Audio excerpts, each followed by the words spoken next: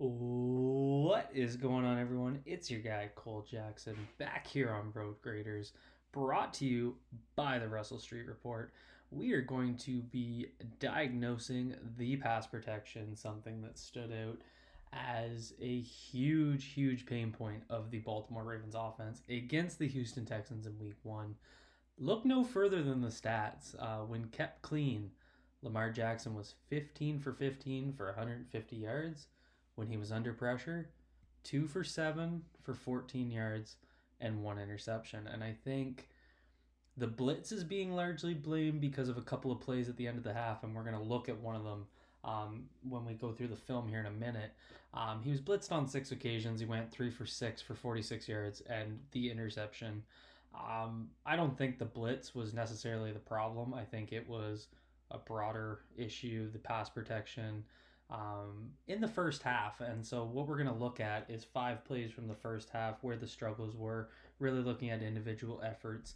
And then we'll look at the second half and look at 3 specific ways that you got to give Todd Monken credit, the way Monken adjusted to dealing with the pressure of the Houston Texans. So let's get right into it. We're going to start.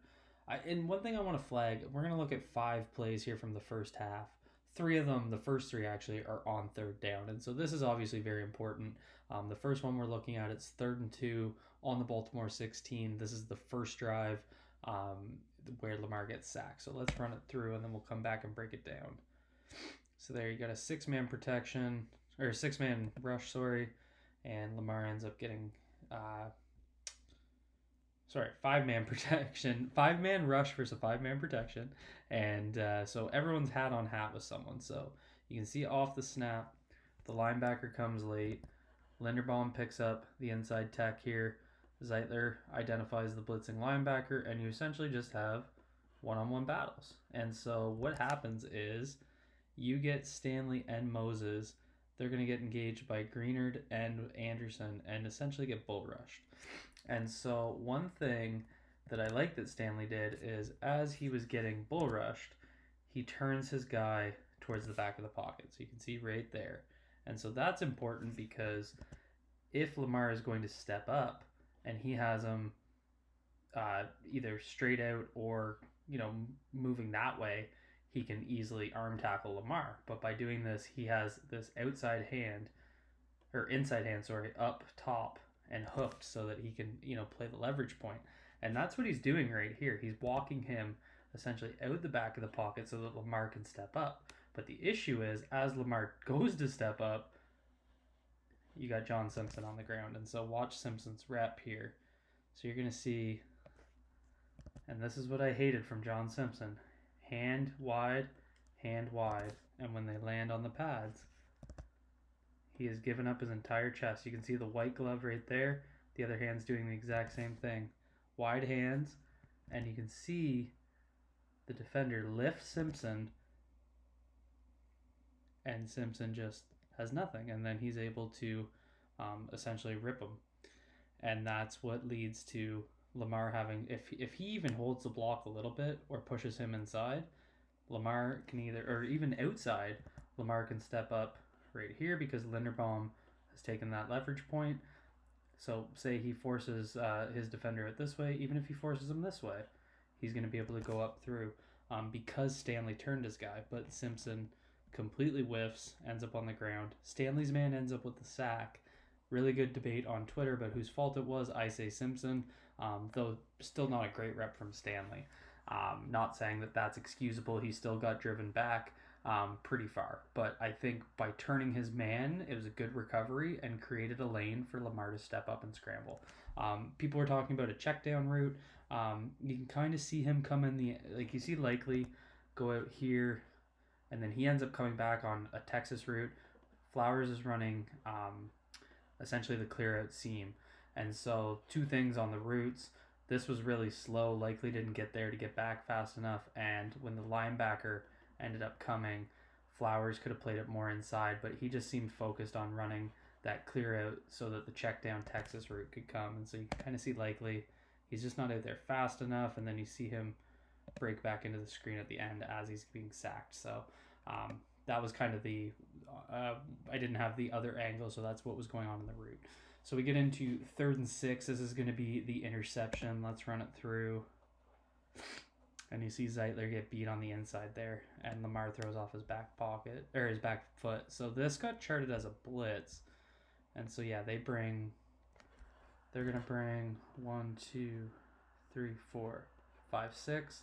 Ravens do have a 6-man protection, so same situation.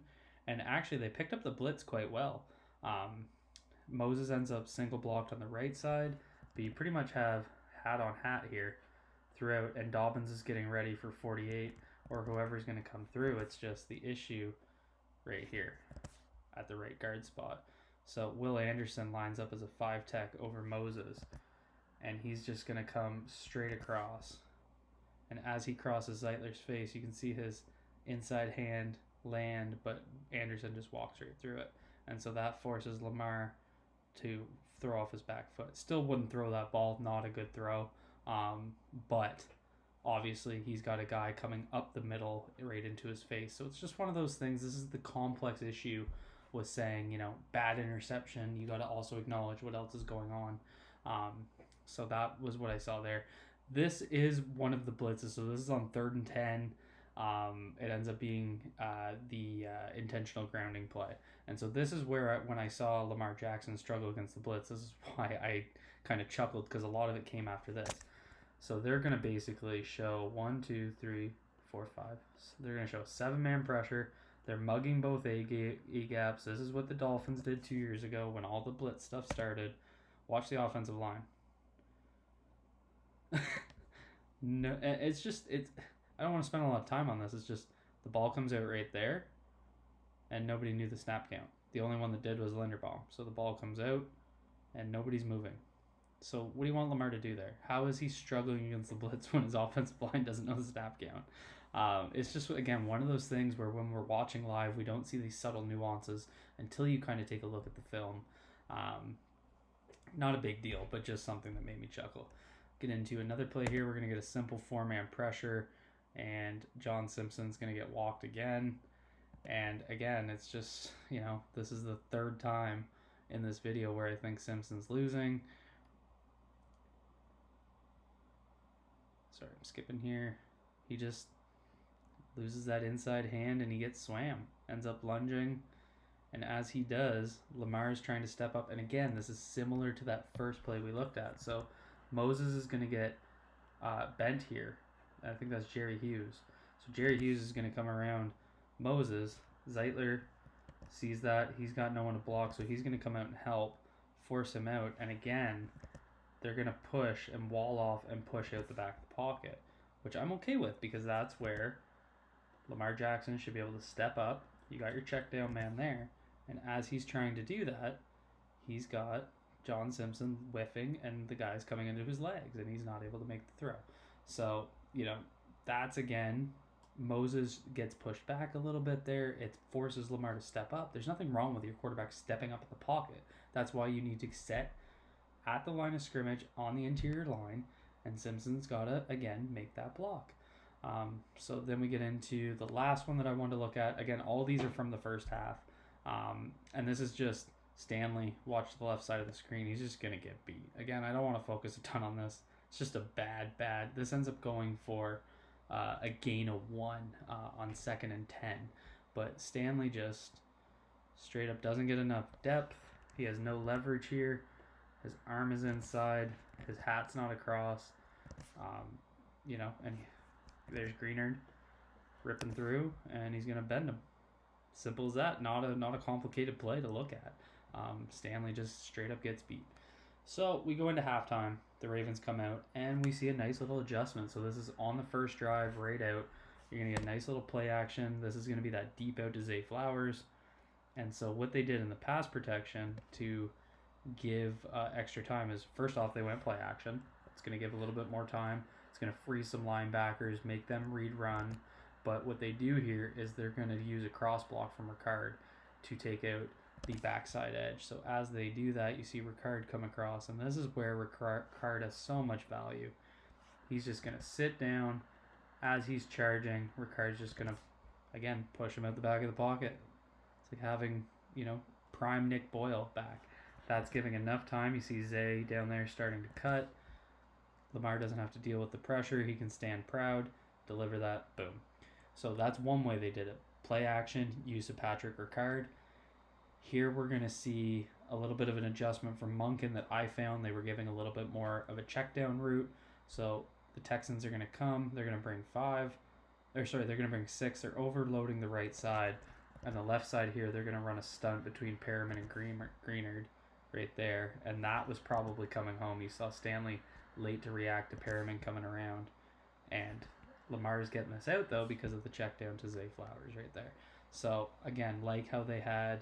I thought they adjusted really well. You see, we're going to go slide. So we're going to slide half right. Dobbins is going to be the extra man over there. So lots of ability to pick up the pressure. But as Lamar comes back to his left where he's got his 3 receivers, he's going to get that check down route, and that's where Zay Flowers comes in handy. And then obviously Zay ends up being a video game out there, making a guy miss, taking it for some yak. And then we get into the last one. And this one's simple. It's just 4-man pressure. They just execute. Look at this. Where was this in the first half? We're going to get a little bit of a help between the left guard and the center. Stanley. Zeitler does his job. Moses does his job. Not overly complex here, Look at these two. They're just standing proud. Ball's not even out yet. They're standing their guys up. So is Linderbaum. Just a great pocket. Rashad Bateman gets open. So not a lot there, just, guys executing. So that's all I have for you guys. That's what I saw. I think moving forward without Stanley and Linderbaum, I have significant concerns. I think we're going to see a lot of those extra protections. The Ravens are going to try and run the ball. The Ravens are going to try and use play action to try and freeze the defense. And I think you're going to see a lot of 6-7-man protections where they're going to have to rely on those top 3 wide receivers, plus Mark Andrews coming back. Guys are going to have to win one-on-one and make plays. Simple as that. Be good to yourselves. Be good to each other. Peace out, everyone.